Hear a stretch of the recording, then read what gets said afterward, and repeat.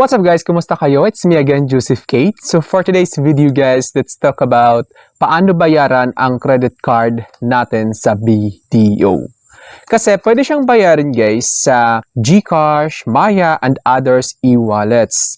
Pwede rin via ATM, yung machine ng BDO which is yung automated teller machine using your BDO ATM debit card. And the most convenient guys is via BDO online banking.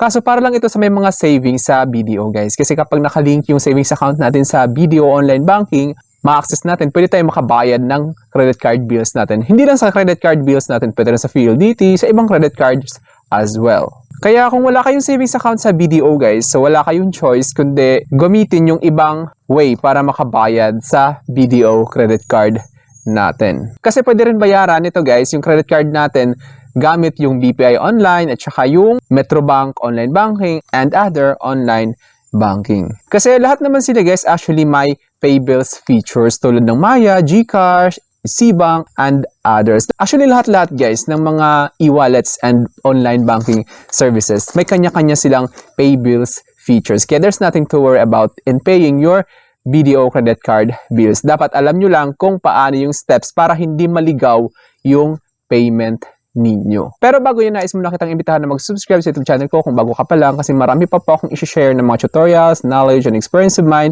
in the future. Kaya naman huwag niyong kalimutan mag-subscribe para updated kayo lagi sa mga vlogs na i-upload ko. Yun lang po at sobrang maraming salamat po.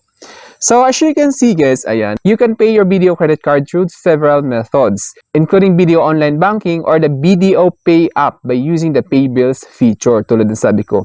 BDO ATMs by selecting bills payment or through GCash for convenient mobile payments.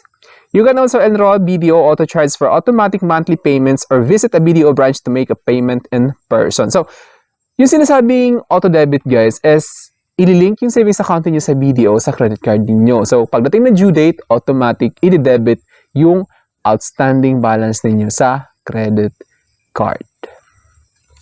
At saka, pwede rin guys, diretso kayo sa branch, any BDO branch, pwede kayo magbayad doon ng credit card bills niyo which is in person siya. So, magbibiligan kayo ng pera, halimbawa 100,000. So, doon nyo babayaran sa branch mismo, pwede yun. So like for example guys, using BDO online banking or the BDO Pay app. So ito guys, yung papakita ko is via BDO online. So as you can see guys, ayan. So you must have to log in first. Access your BDO online account through the website or BDO Pay app. Pwede rin sa website guys, sa BDO online banking official website. Pwede rin sa BDO online application. Pwede rin sa BDO Pay. Ngayon, yung ituturo ko sa inyo is yung sa BDO online banking.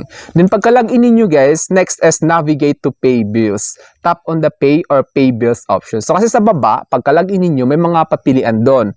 Nandun makikita niyo yung accounts, send money, pay, QR, and more. So syempre kasi magpi-pay kayo ng credit card, you have to choose pay option. So kapag ka-click niyo ng pay, makikita niyo yan, pay bills, buy load, and view scheduled. So ngayon sa pay bills guys, dyan makikita mo lahat ng billers. Meron andyan si PPI credit card, si Maynila, lahat-lahat actually. Sa buy load naman, kung gusto niyo bumili ng load sa mobile phones ninyo, pwede sa buy load features. Then view schedule, kapag may mga scheduled payments kayo, syempre ginagamit to para hindi niyo makaligtaan yung due dates ninyo. Then pagka-click niyo guys ng pay bills, makikita niyo to. Finance Corporation, De Los Santos Realty, di ba ang dami-dami. Pag in-scroll down nyo yan, ang dami-dami niyan guys. So ngayon para mapabilis yung paghanap ninyo ng BDO credit card bills payment section, so you have to search it. Click ninyo yung search biller, ayan. Then pagka-click ninyo, type nyo BDO credit card. Ayan yung lumabas, BDO credit card dollar payment USD, then BDO credit card peso payment. Since BDO peso payment yung babayaran natin, dito kayo, i-click ninyo yung BDO credit card peso payment. So pagka-click ninyo, ganito yung lalabas. Pay to BDO credit card peso payment. Enter card number guys. So card number 14 to 16. Actually 16 digits yung credit card numbers natin sa BDO. Subscriber account name. Kung ano yung nakapangalan doon sa credit card na yon, wag yung ibang pangalan kasi maliligaw yun guys. Hindi magpo-push through yung payment ninyo. Product type, kung ito ba ay Mastercard, Visa, and so on and so forth, ganon. Then of course, yung amount. Ito guys, kailangan nyo malaman na kapag may cents dito minsan hindi tinatanggap sa BDO online. Kailangan nyo gawing whole number. Like for example, 35,299.75. Hindi yan minsan tinatanggap. Unable to pay bill nung lumalabas. So, yung 299, gawin yung 300. So, gawin yung 39,300 para sure na tanggapin. Then, sa baba, pay from. Makikita nyo, pag in-scroll down nyo to guys, makikita nyo sa baba, pay from. So, of course, you have to select savings account kasi may savings account dapat kayo kapag BDO online payment yung gagamitin yung pambayad. Ngayon, pagka-click ninyo, pipili kayo ng savings account doon, then schedule, notes, optional. So, hindi na kailangan ng, huwag mo nang lagyan ng notes, guys. Then, sa baba ng notes, nakalagay, schedule. Then, important reminders, payments to BDO credit cards will be reflected within the same banking day. All payments made 10, consider next banking days. Ganun yung tatandaan nyo, guys. Kapag beyond, ano na siya, 10 p.m. or 10 p.m. mismo, on the next billing, on the next transaction day na yun makikredit. Then, click pay. Then, lalagay nyo yung passcode, then bayad na kayo.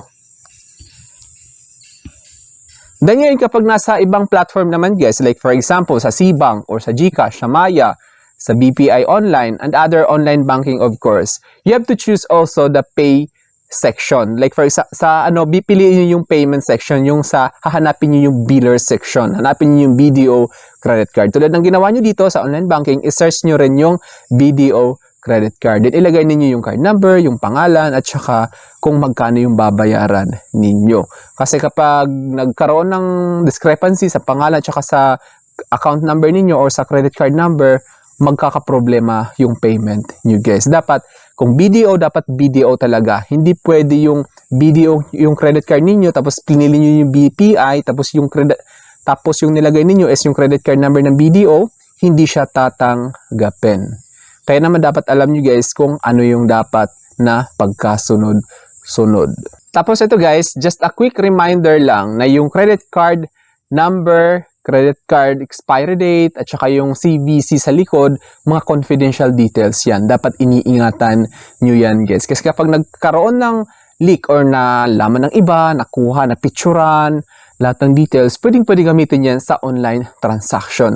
At magugulat na lang kayo, may mga unauthorized transactions na kayo sa BDO credit card ninyo. Kaya naman, sinasabi ko to lagi sa mga vlogs ko para maging aware kayong lahat na dapat alagaan ninyo yung BDO credit card details ninyo. Kasi mahirap na guys, kasi masakit sa ulo kapag yun, nagkaroon ng unauthorized transactions, mas lalo na kung malaki kasi kapag yung credit limit natin is umabot ng milyon-milyon, magkaroon ng unauthorized transaction na 700,000, 800,000, masakit sa bulsa yon at masama, parang hindi natin matanggap na magbayad tayo ng ganong halaga na hindi naman tayo yung gumamit nun. So I think that's all for now. So sana may na-share ako. Don't forget to subscribe for more videos. It's me again, Joseph Kate, that says, we don't have cash because we go for cashless transactions. Bye-bye!